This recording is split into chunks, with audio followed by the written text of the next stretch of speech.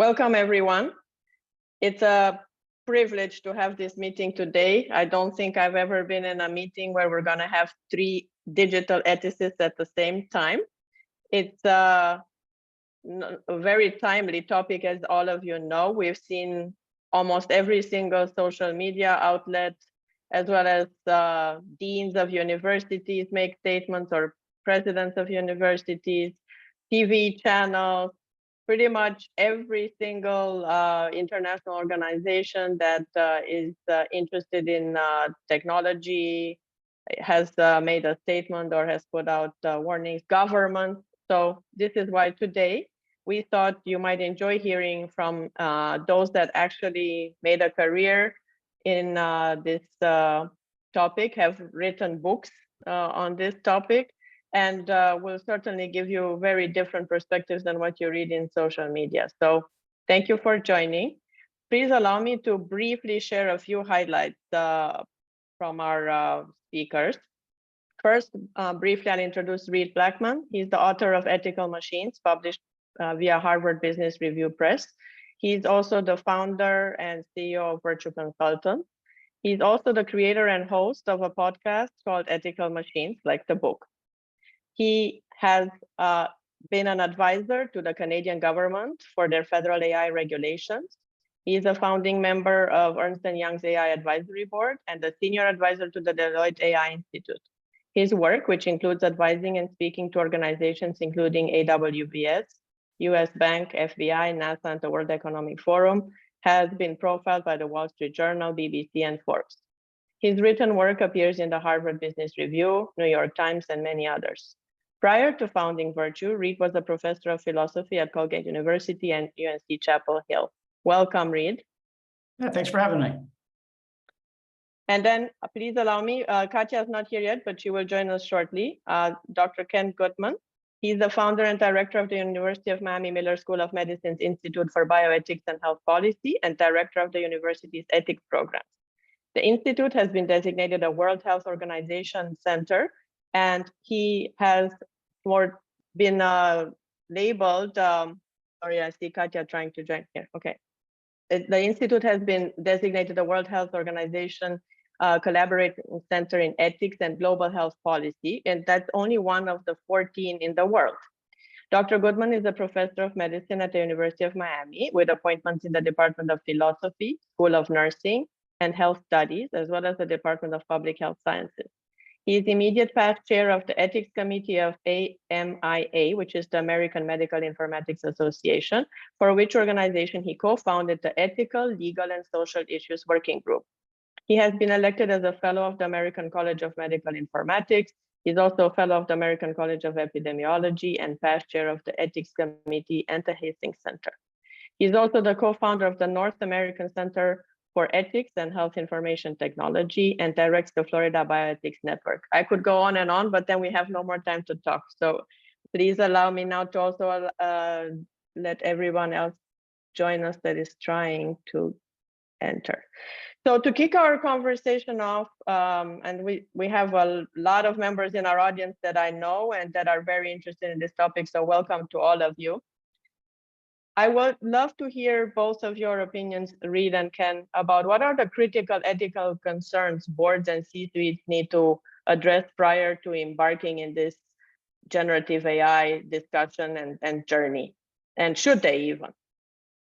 Maybe Reid, you can start, and then Dr. Goodman right after. Yeah, sure. So, I mean, we have to start with, we have the kinds of ethical risks that we're already familiar with task-specific AI, like predicting the probability of someone developing diabetes in the next 2 years, or making a prediction about the probability that somebody will default on a mortgage. So we've got things like potential for bias. We have potential for privacy violations, especially with the training data that was used to train the generative models, like people's IP. We have explainability issues. These things are black boxes. So we already have what I just refer to as the big three: privacy, bias, and explainability issues that we have with all machine learning. Also shows up with generative AI as well.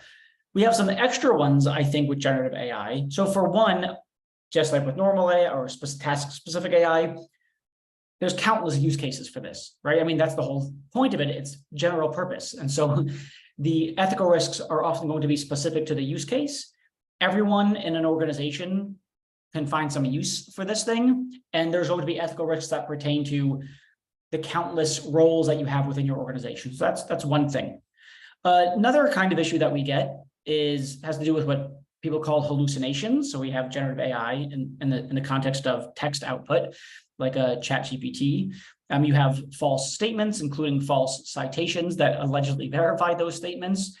You have issues relating to what's called the manipulation problem. So these bots can be used in various ways to potentially manipulate people. Right? They can run sentiment analysis on the text that you write to them. It could sort of, if it has information about you, let's say it's a meta, it could poke and prod in various ways to sell you the thing, right? Maybe a pharmaceutical company has a bot that pushes, say, certain kinds of medications as opposed to exercise. And then I think you have other issues, especially in healthcare, what I like to call the deliberation problem, which is that these generative AI models, especially text models, will give you what purport to be explanations for, say, why they give a diagnosis, but they're not actually explanations that explain why the bot gave the output that it did. Rather, it's just predicting the next word in what would look like a plausible explanation that someone might give. Anyway, so that's sort of, very quick run through of some of what I think are the big risks for generative AI.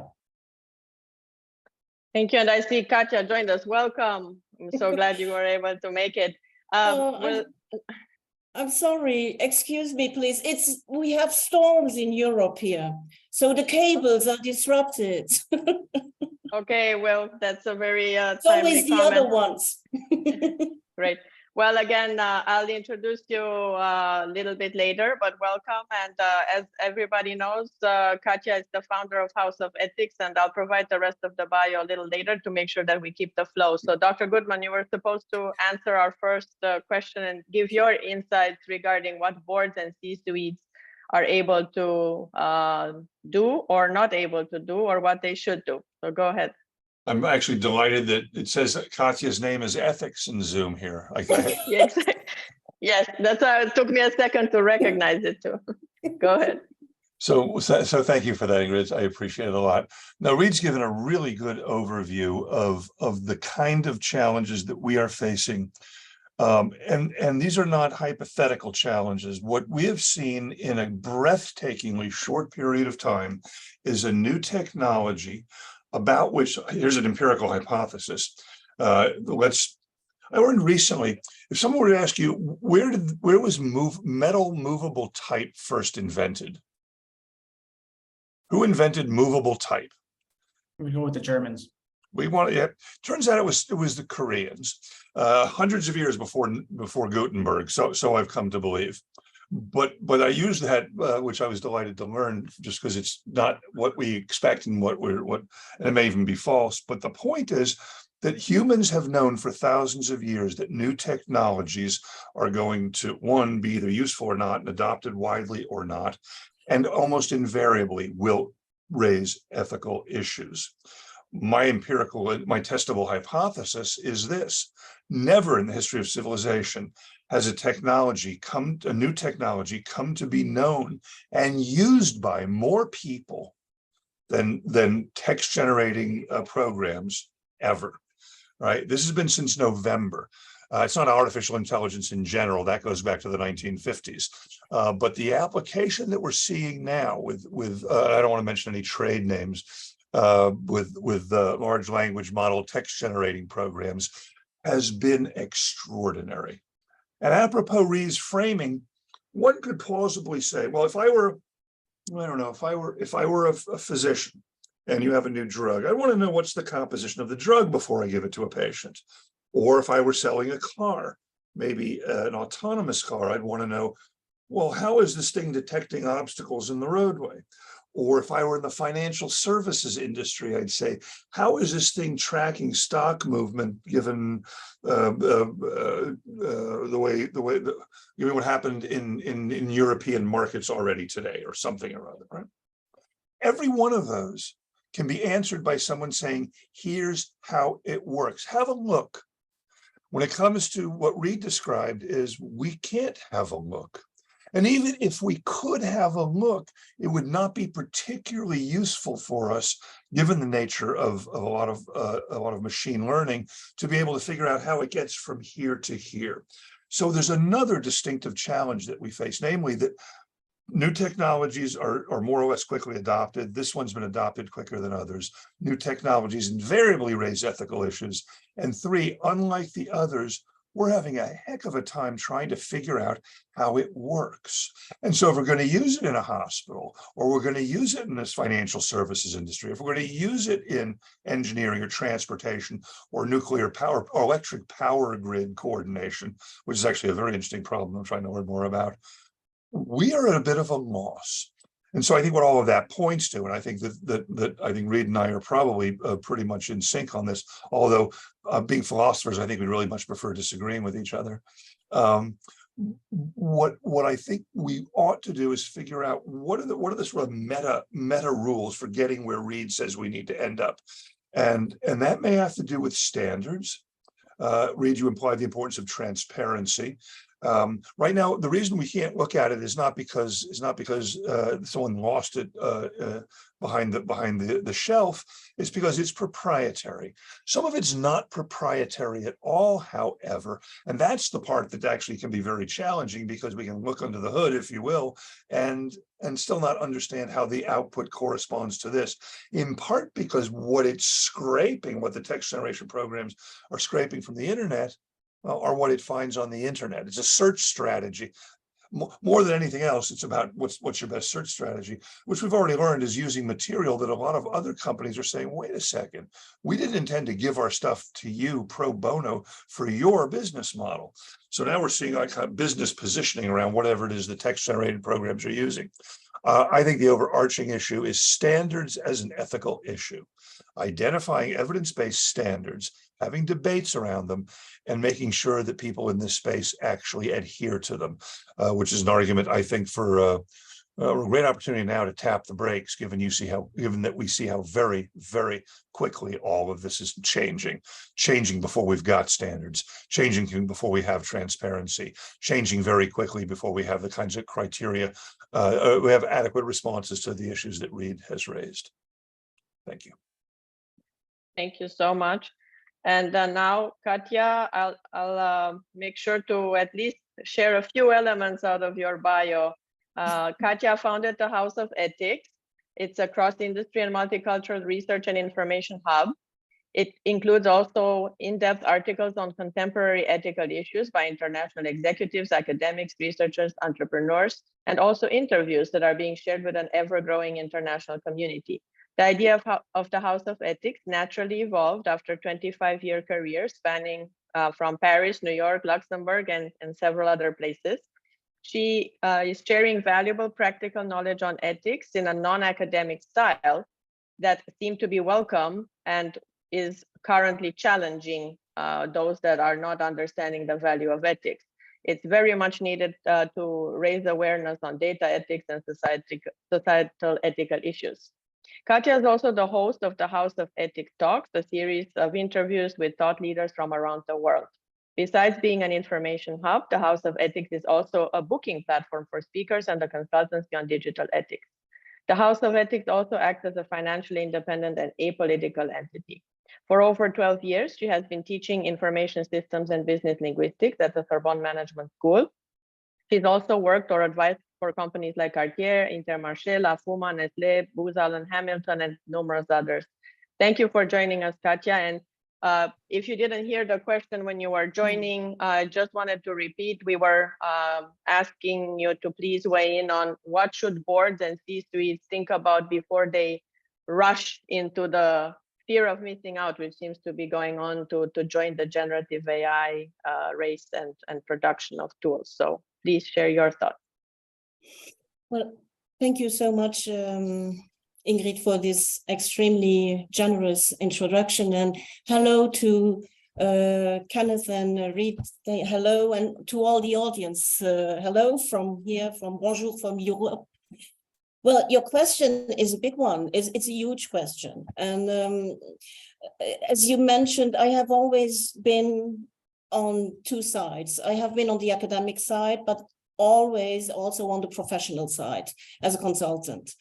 And I think what is extremely challenging here with this new technology, especially generative AI, because it is different from AI systems. It is completely different from what we were used to consult companies on, like business intelligence. It's completely different. So it's a different kind of intelligence or data outputs we here get, because these systems here have no relation whatsoever or no sense of causality, which is very important for a business. Because previously, when you had business intelligence, these ERPs, enterprise resource planning modules like SAP, Oracle, they were based on relational databases. There was a relation between a cause and an effect. So you had purchase history. Here you don't have. It's just a collage of data. So for businesses to base their decisions, and especially when choosing automation on a system which has no causal effects, is extremely dangerous from a business perspective, which means that executives really need to rethink the concepts. We as, or I don't say we because I'm not part, I don't like that. You know, we have these concepts of explainability, fairness, transparency, and they are thrown at the companies like that. So now get along with it. But people, and especially executives, are overwhelmed. How do we apply this? And this is just the output. But before all of that, executives need to rethink on conceptual basis, what is productivity for me? What is performance? What is purpose? And then you go on the organizational level. People, your KPIs, from KPIs to KPIs, but not key performance indicators, but keep people informed, keep people involved. Because the more technological you get, the more people-centric you need to get. And that will be a major challenge for automation, not for augmentation. Because the race is between ChatGPT, which tends to augment skills, augment performances, and AutoGPT, all these new modules we will get for automation. And that's an entirely different set of ethical values or skill sets we need to use. And the last part is where the challenges occur, like what I just heard is the technological part. These are transformer models. These transformer models are built on ML, on machine learning models. And the problem here is that, and I just heard the last, and I like that very much, it is at large scale, it is easy to use, it is ergonomic. So it seems friendly, it seems accurate, it seems robust, it seems like you can rely on it. However, that's not the case. So it is tricky, and it is tricking. And, you know, ChatGPT was designed as a personal assistant module, accessible through an interface which is conversational, so easy access. But what really has changed is that the co-pilot has become the captain. And that is the danger. Who is the captain in the house? The co-pilot, or who was supposed to be the co-pilot, who switched now to become the captain, decision-making, algorithmic decision-making in education, in law enforcement, financial services. So these are the real challenges that have a huge impact on people. And you saw that Microsoft, awful statements by Schwartz from Microsoft. We shouldn't regulate AI until it's causing meaningful harm. Some meaningful harm. There was one word before. Some meaningful harm. Mon Dieu. So I couldn't believe it. I was asking myself, is this recklessness? Is it arrogance? Is it just That is nonchalance? capitalism. What you're right. Yes, So- It's business is what it is. yeah, yes, yes. So that brings me to my second question, which I got quite a lot this past week from a lot of colleagues around the world. How should boards and C-suites balance what's going on the regulatory space ecosystem, right? With the EU Digital Act, even just this morning, we heard some news. How should they allow their teams to continue innovating, which is also important, right? Not to stifle innovation, but then how to put appropriate data governance in place. So let's do another round robin. Reid, what do you advise boards and C-suites, how to balance these three needs? Yeah, so am I on mute? No, okay, good. There's a couple of things to say here. So the first thing to say is education, education, education, right? I mean, I think the vast majority of people out there don't know what they have on their hands. They just literally, they know more or less how to use it, but they don't really know what they're dealing with, and they don't know what the risks are. And if you don't know what the risks are, then you can't smell ethical smoke and you can't do anything about it. So the first thing is just, you got to educate people. And we talk a lot about generally educating roles across the organization around AI ethics, because they might confront AI in some way or other. What's so remarkable about this technology, as we already talked about, is that it's accessible and used by virtually everyone, or can be used by virtually everyone in an organization. So I think the need for education around the risks is extremely high. The second thing to say is, there's really two things that need to be done, or rather there's two approaches. There's the quick and dirty approach, and then there's the more formal approach. So the quick and dirty or informal approach is something like, after you've done that education, there's got to be some lever that they can pull to say, hey, we're using GPT, we're using GPT 4.0, or we're using BARD, or we're using whatever it is, Stable Diffusion. We're using this stuff. We know enough to know that there's something potentially fishy going on here. And then they need someone to call. They need to be able to consult the relevant, say, committee or something along those lines, so that they can help them assess the risks and see whether they can go forward. There's more to say there about maybe giving people some criteria by which they decide whether they ought to pull the cord, so to speak, and go to the committee for advice. That's the quick and dirty way. The more formal approach takes a lot more time. And as Ingrid, I know we know from our work, it takes a long time for enterprise to create formal structures around new kinds of risk mitigation, like we're seeing with AI. So then you're going to want something like a digital ethics policy or an AI ethics policy, and then create operating procedures and metrics and KPIs and new workflows and get the appropriate tools, blah, blah, blah. All that eventually needs to be done. But in truth, most companies are not doing that, and it will take a long time for them to do it. And the risks are here today. So then the question to me becomes, okay, what can we do right now, or at least over the course of the next couple of months, to get people educated and get something informal going on, so that we can have at least some grip on what's going on here. And then for that final thing, and that informal or quick and dirty approach should be seen as a sort of a ramp up, an intro to a more formal approach. Ken? So, lest my colleagues think I wasn't listening, I've written down, we need to be able to smell the ethics smoke from the collage of data. Those of us who've had the opportunity to teach business ethics have learned a few things from our students. One of them is, and the literature on it basically shows that, one, if your overarching business challenge is a fear of missing out, that's not a very good business plan. Two, that when it comes to ethics, and I think most leaders of most corporations, most people in the E-suites figure this out, is that getting it done right is not an impediment to good business. It's not an impediment to profit. It's not an impediment to market growth and market share. It actually, when you have people competing in a fair and a regulated environment, everybody gets to make all the money they want. This is not mere business anymore. This is a new business. We didn't do this with what? We didn't do this with oil. We didn't do this with transportation. We didn't do this with let's think of some other in financial services. We just let them evolve willy-nilly. And we see how well that worked out. Every crisis in the world today could have been managed a lot better if we could have do-overs.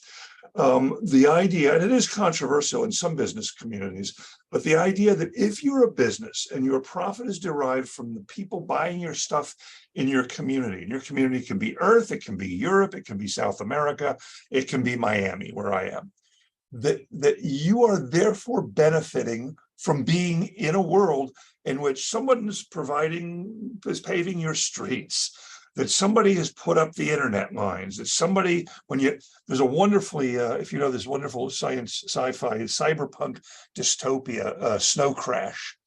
The world has collapsed. A bunch of different, I think North America is now Microsoft Landia, and Europe is Siemens Ania or something or other. Anyway, when you call 911, which we do in the United States for the police, they answer the phone and they ask for your credit card number. That's not the society most people want to live in. It's fine to have a good business. It's fine to leverage your creative genius, but you're in a community. And the idea of corporate social responsibility is one which I think there's a large literature on it. And I think that large language text models are a beautiful opportunity to revivify the idea of corporate social responsibility. It won't impede competition. It won't affect in fact, it might actually improve competition. Which, of course, depending on my business, I don't want more competition. I want to suppress all the competition, right? But that's a non-starter. I hope we would agree that when it comes to these kinds of things, the symbiosis in a community of competitors who are following the rules is better for their profit line and better for the community.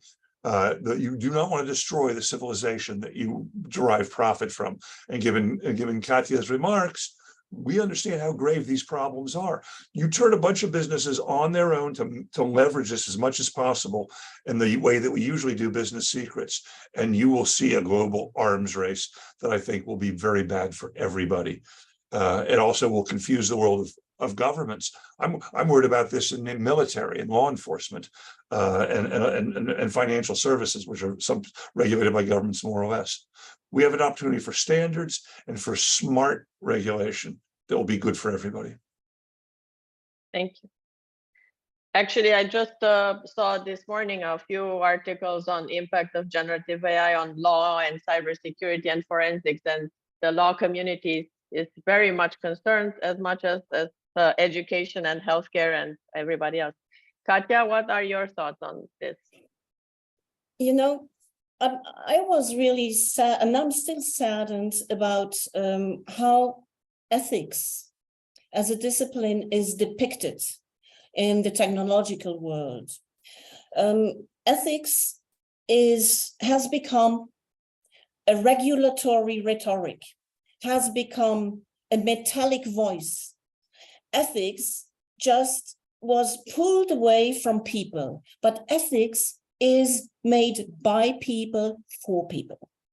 And it has been hijacked by a certain elite for a certain kind of utilitarian purpose, which is not the main purpose for everybody. And for us at the House of Ethics, what we really try to do, we really try to give ethics back to the collectivity.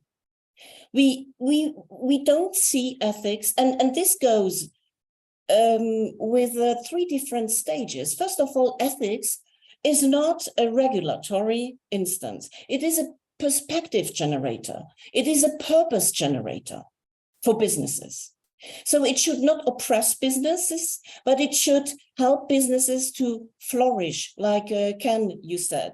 I very much agree with that. So it is really a tool to bloom, to create maybe a different kind of productivity, which is way more sustainable than the productivity that has been put in the corset of prosperity. It goes way beyond that. Money, business. And the second one, which is, it is a collective. Ethics is an energy. It should be an energy. It should be an energy to bring people together for a common purpose. And that's what businesses need. They need to collect around common purposes. Now you have to define that purpose. And therefore, ethics can be used as purpose setting tool. And so ethics is not coming from above, top down, but for us at the House of Ethics, ethics is really from bottom up. And this is a little bit different from what we have been taught by Aristotle, virtue ethics, consequentialist ethics, deontological ethics, Kant. These are all top-down, hard-coded ethical ways to get around. But people are overwhelmed by that because we all have different concepts, even penguin. If I tell you penguin, everybody sees a different image in their minds. So even ethics, that's the same. So it needs to emerge from people, for people, and from businesses, not to become from the outside a tool to be oppressed. And that's a major challenge for ethical thinking. And that's what needs to be done in a company, not applying transparency. You need to know what transparency means of your business model. What does transparency for your customer loyalty mean? What does it mean? What does it entail? Which kind of activities, which kind of skills? So it's not good enough to have in your code of ethics all the funny words that make people rely on your fantastic honesty and authenticity. That's not what it is. Ethics is an actional philosophy. It is looked upon with actions, how you act, how you talk, how you smile, how you interact with people. That's ethics. It's not a rule. That's compliance.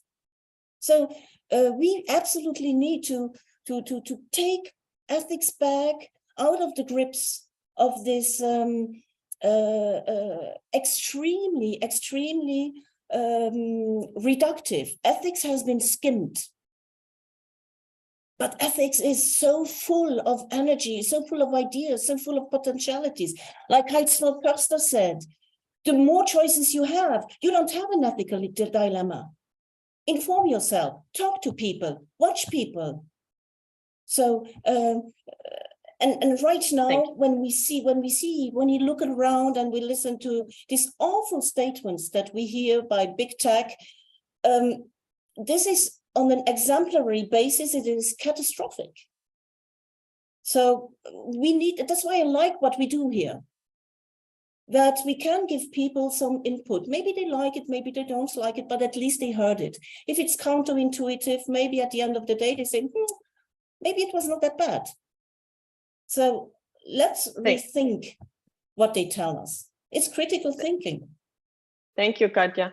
So talking about people, that's a great segue to one of the domains I wanted us to hone in a little bit deeper on, because it's near and dear to all of our heart, and we've spent a lot of years, or at least a lot of important years of our career, is healthcare. So maybe we do just one quick round robin on, should healthcare be treated differently? If yes, how? If not, which I know maybe some of you will mention, we've always cared about ethics in healthcare, but as we know now with digital healthcare, it has become a little bit more complicated for some. So let's do one round of your opinion on healthcare and maybe even life sciences. Reid? Sure. I mean, look, there's not, the use case matters, right? The extent to which you're engaged in risky behavior depends upon the purposes to which you're putting your AI and how the AI was built. You may have really low risk use cases in healthcare. You certainly do have very high risk use cases in healthcare. So if you're talking about using, say, a GPT 4.0 for differential diagnoses, that's high risk. So of course, you're going to need some extra scrutiny to figure out what safe deployment of that bot looks like, and if it meets those benchmarks for sufficiently safe deployment. There's also going to be really low risk use cases within healthcare. I mean, I don't know, healthcare organizations are huge. They do all the kinds of things that regular businesses do, including marketing and branding. And so if they're using it for marketing purposes, it's relatively low risk. So, you talk about healthcare and life sciences, if you're talking about treating patients or engaging in activities that more or less directly relate to treating patients, of course, it's going to be high risk in a way that, say, if you're in the toy industry, there's going to be a lot fewer high risk applications. So healthcare and life sciences flagged because obviously it's many of the things that they do, many of both the research and the application of what comes out of that research are in high-risk circumstances, and so the AI is going to be high risk. Oh, that's very helpful. You know, Ingrid, is it okay for us to give assignments? We give homework Yes. assignments. Yes, we do homework. Excellent. So here's homework. everybody's homework assignment before we meet next time. And do we give grades, or is it going to be just pass fail? I don't know. Yeah, homework assignment is you should go on, use your favorite search engine, and you should look up the following phrases. One of them is clinical calculator. The other is cancer nomogram. To help make the point about how urgent this is and how the risks, I mean, Reid's point about risk is really important, especially when we're not even sure what the risk is or how to calculate it. I've just given you examples of two kinds of patient-facing digital tools that are available right now that if you go to, you will be able, if you put in your age, your diagnosis, certain lab values that you can see on your chart yourself. Once again, this is for a layperson, not for anybody that has any medical knowledge. And it will give you your 6-month, 3-year, 5-year survival rate for your cancer. It will also tell you about different. Now imagine this with a really good LLM text generator. What we've seen in chatbots in some cases in behavioral health. I want you to imagine for the kinds of medical interactions that do, depending on whether they go right or wrong, have very high risk, being available now without any regulation, any oversight, any quality attestation to anybody who has a computer or a phone. Now, I think that's interesting, and I am a little alarmed by it. We were excited about innovation occurring quickly, but perhaps to Reid's point, this affects the health and lives of people, including patients who actually have a malady that could cause their demise. So the risks scale up pretty quickly from there. Is there a downside to patients having that kind? And suddenly you realize, at least I realize, being slow about these things, so most of the time when I realize them, it's sudden. What's the difference between me as a patient using a text generating program to guide my care and my physician doing so? What's the difference in outcomes between those? What's the difference? Do we need physicians? How about advanced practice nurses? I think, I forget who made the point about education. It might have been Reid or Katja. That one of the standards that I want to see in place is a kind of education around not just the technology, but around the kind of values that Katja was talking about. If we're not clear about what kind of hospital we want to be, what kind of government we want to be, what kind of business we want to be, then we have already lost our rudder.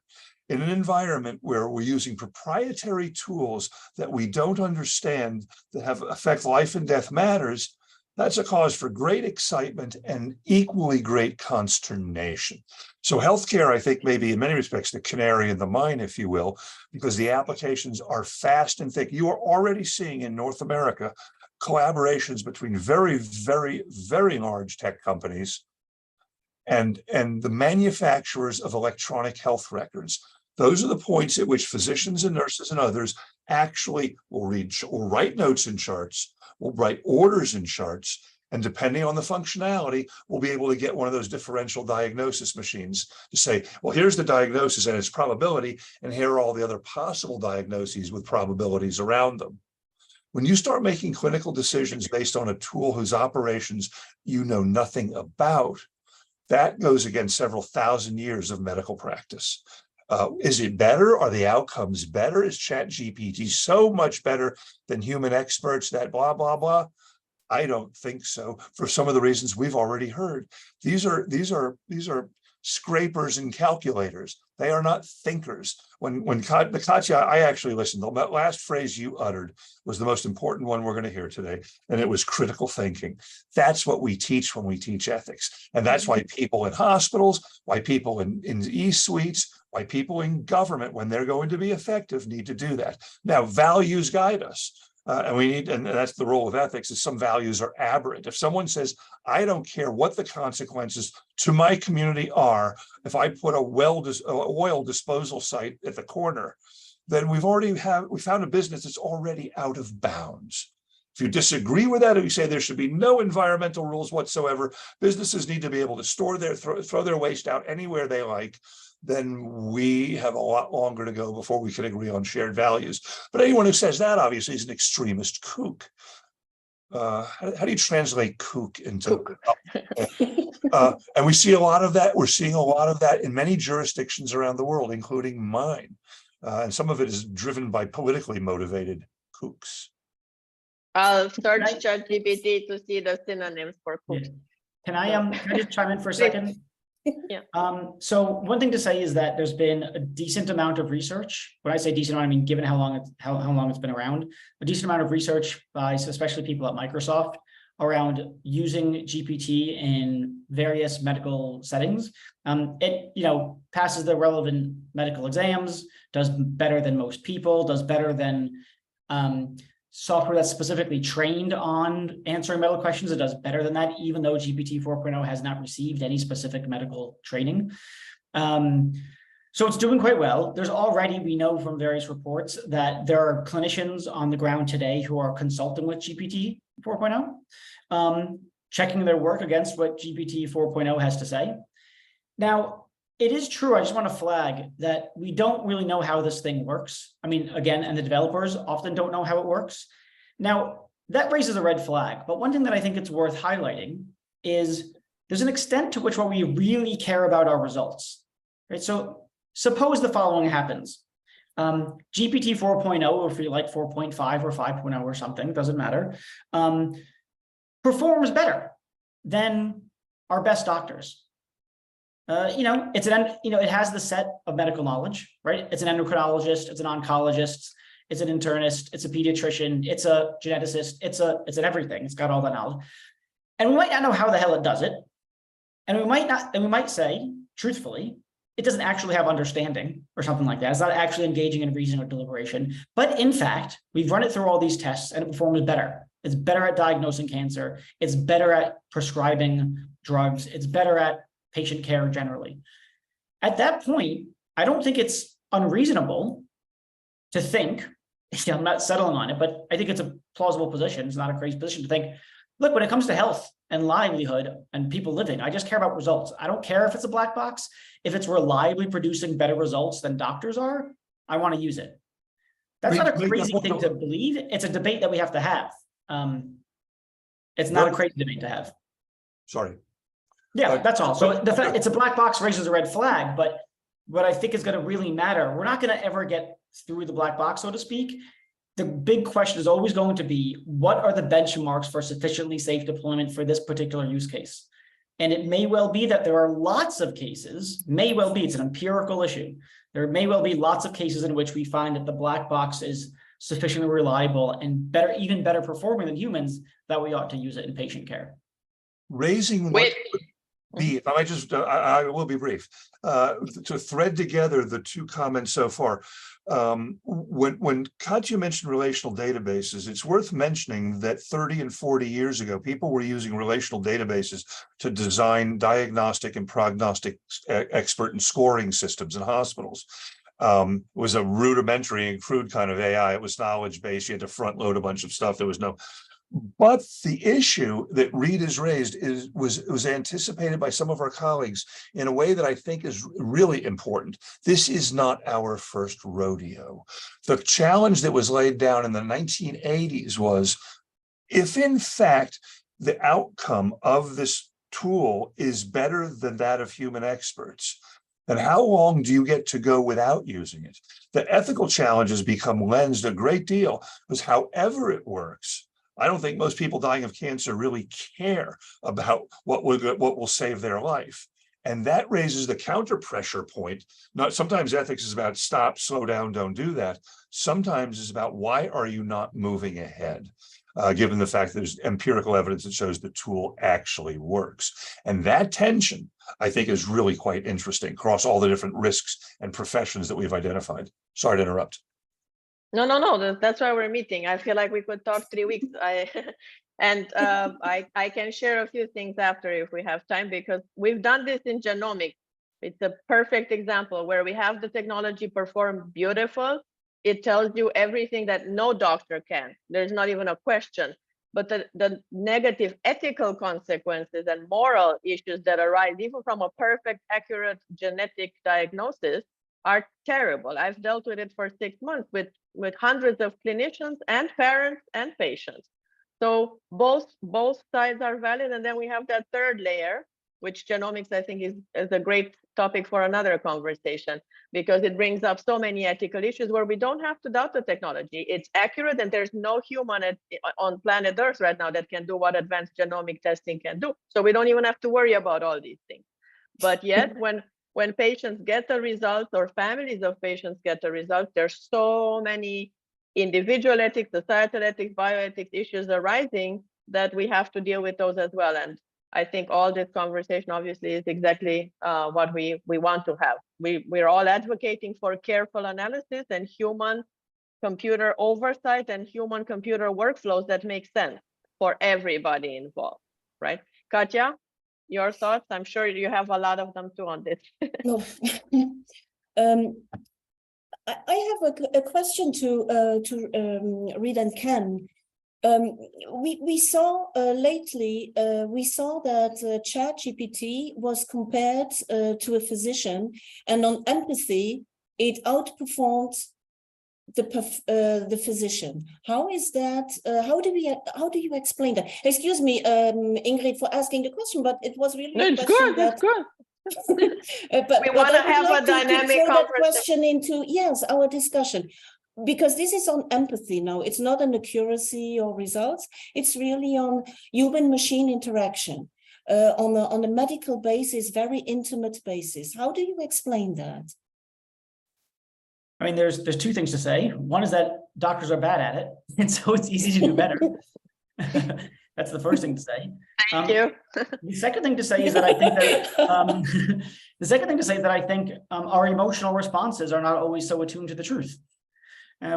We have all sorts of emotional reactions to just fiction. You watch a movie and you're crying because the person died, even though you know that there's no actual person who died. You're crying because they're in love, even though you know they're not actually in love. But our emotional system is not so hooked up to the truth. It doesn't need to be we don't need to be hooked up to the truth in order to get certain kinds of emotional responses. So we may believe the chatbot is being empathetic. We may not believe it's being empathetic. Nonetheless, we're going to have a certain kind of emotional response to the words that it's uttering that make us feel reassured and confident that we're being taken care of.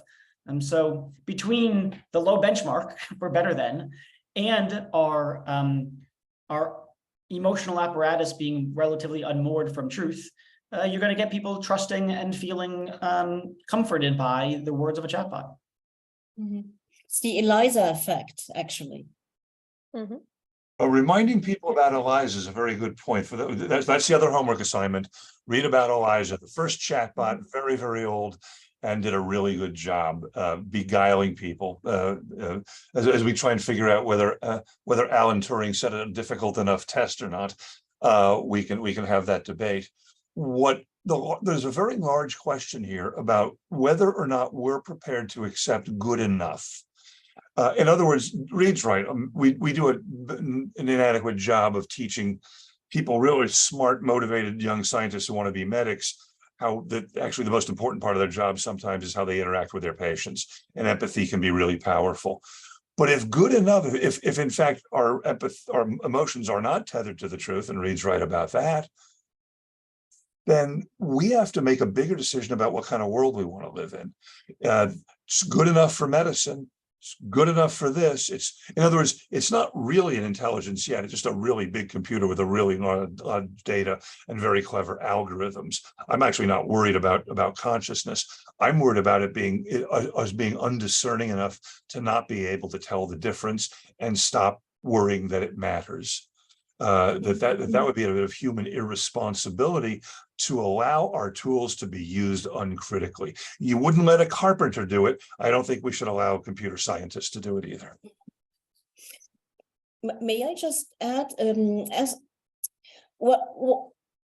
Reid, you were talking about high-risk technologies, and if you allow, Ingrid, I would just make a quick turn over to neurotech. Because just recently we have seen many books coming out, Nita Farahany's Battle for Your Brain. We have Suzy Allegre's Freedom of Thinking. So, and my point goes to the harms. Do we need to rethink or redefine the harms that emerge from using technologies like generative AI? Because right now, the harms that everything is based on are hidden harms, the harms out of the black box. It's like discrimination, biases, and all these things. However, when we deal with neurotech or with genomics or bioengineering, which are high risk technologies, like you said, Ingrid, don't we need another ally in ethics, which is human rights? Because large language models actually call for large latent harms. Because the harms we have right now are the hidden harms, system-based.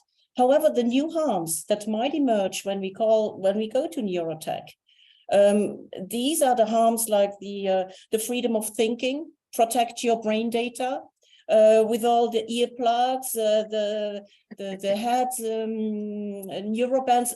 The Chinese bus drivers use them to. We had children in China. They are trained on how attentive they are in classes. So everything is monitored. Everything is monitored to be upscaled and augmented.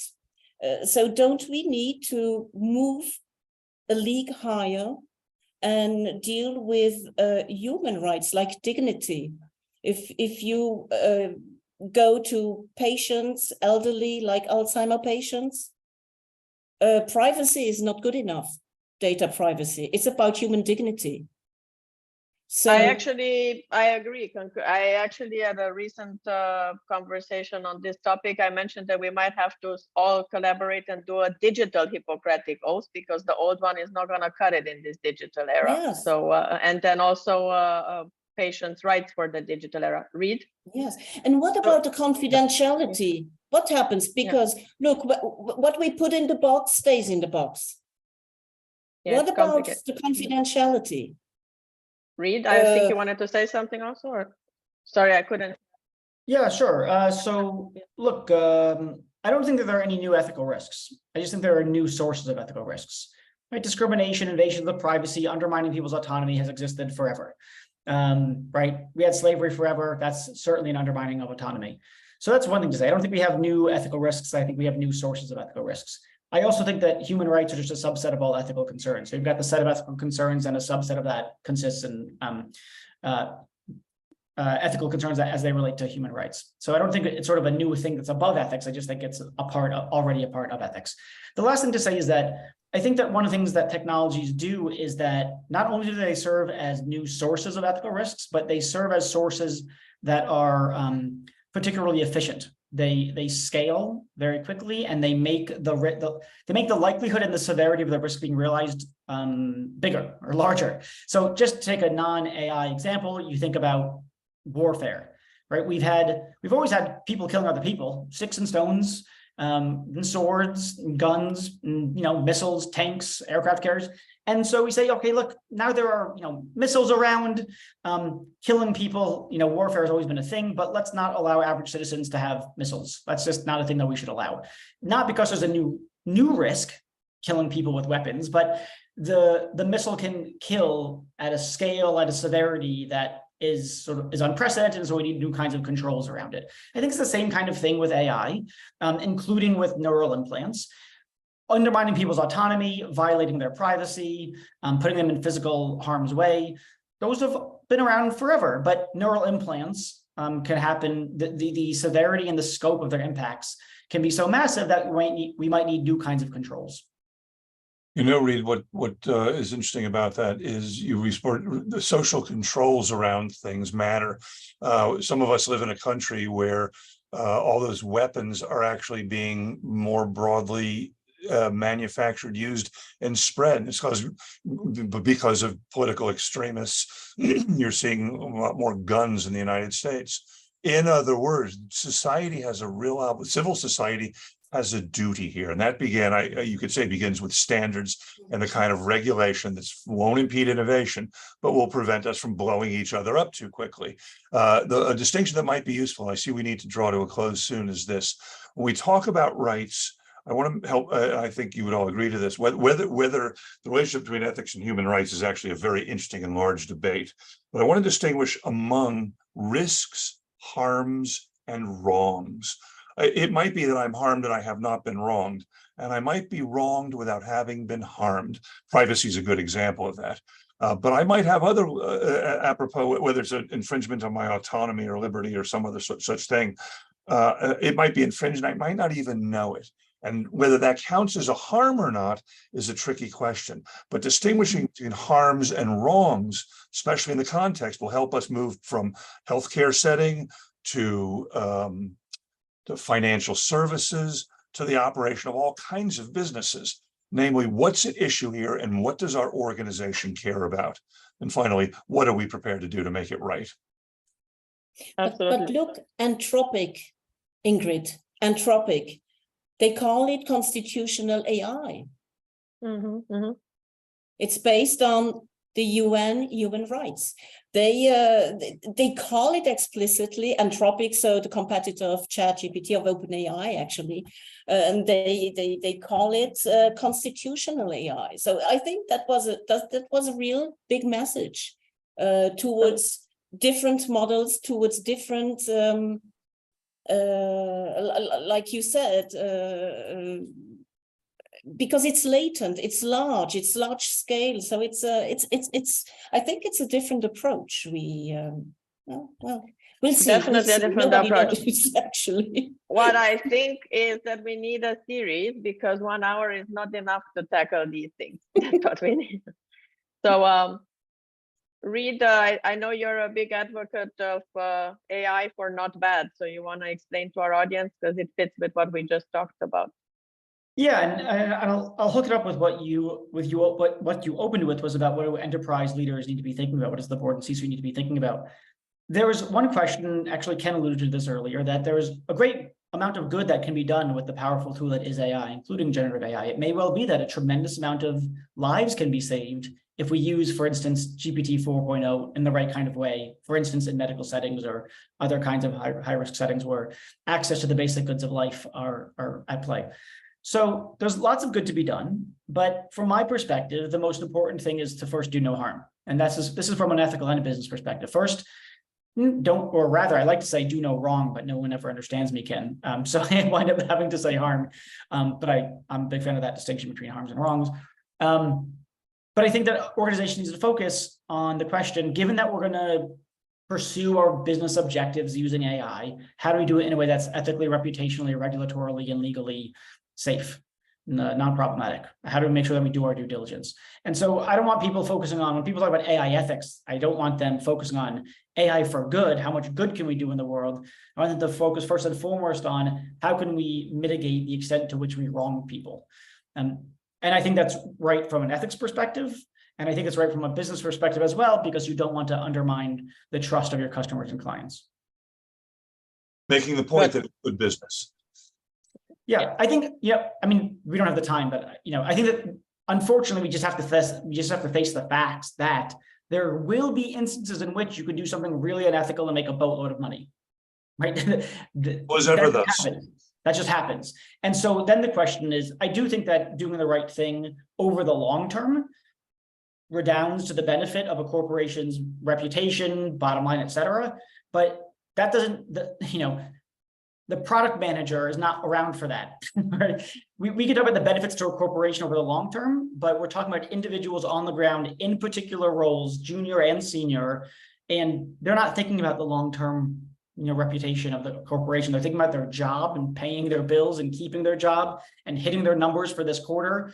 So we can give an argument about what's good for a corporation. It doesn't mean that it's going to be an argument that's persuasive to, anyone in any particular role within that organization. So unfortunately, we have to end, but I feel like we have so much more to talk about. Maybe next time we talk about education, which causes equal passionate debates. I've seen a lot of conversations that tend to become very very heated. What to do with education, and there are about a third of people who don't want to use it at all in education, not for educators, not for students, and others that want it to be used mindfully and responsibly, and then in a appropriate way for both, and everybody else in the middle. So if you want, I can invite you for another event like this. Thank you so much to all of you, and to our audience that's been very active in the chat. They already requested the recording, which I will make available, because there's so many pearls from all of you that I feel we should write an article with all your comments. Thank you so much, and have a great day, everyone. Thank you. Thanks, everyone. Thank you. Bye-bye.